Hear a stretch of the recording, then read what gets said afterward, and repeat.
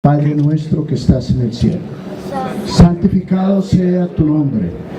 Venga a nosotros tu reino y hágase tu voluntad en la tierra como en el cielo. Danos hoy nuestro pan de cada día y perdona nuestras ofensas, así como nosotros perdonamos a los que nos ofenden. Y guárdanos del mal, Señor. No nos dejes caer en tentación, para que el mal no nos dañe. Alcalde, hoy, en el nombre del Señor, al mirar la ciudad, ya no hay nieblina. Hay un proyecto que se trabajó por la dirección que usted nos envió, junto con su equipo de planeación y demás, con 19 concejales, que trabajamos durante 90 días, que logramos que las diferencias quedaran atrás. Y estoy seguro que este plan de ordenamiento territorial está dirigido por Dios, porque usted es una autoridad puesta por Dios.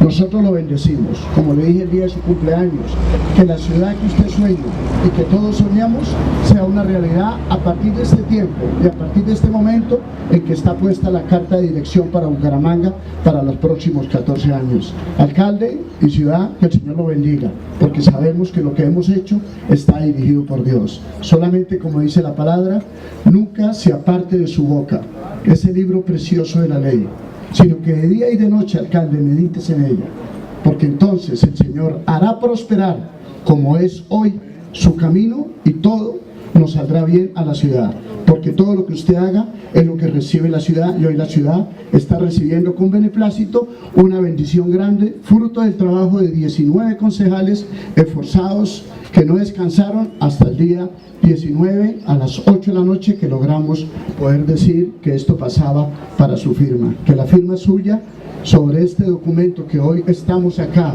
presenciando sea de bendición para todos, y que todos podamos decirle al Señor muchas gracias por lo que hemos tenido para hoy. Yo pienso que debemos darle un aplauso a Dios por este tiempo.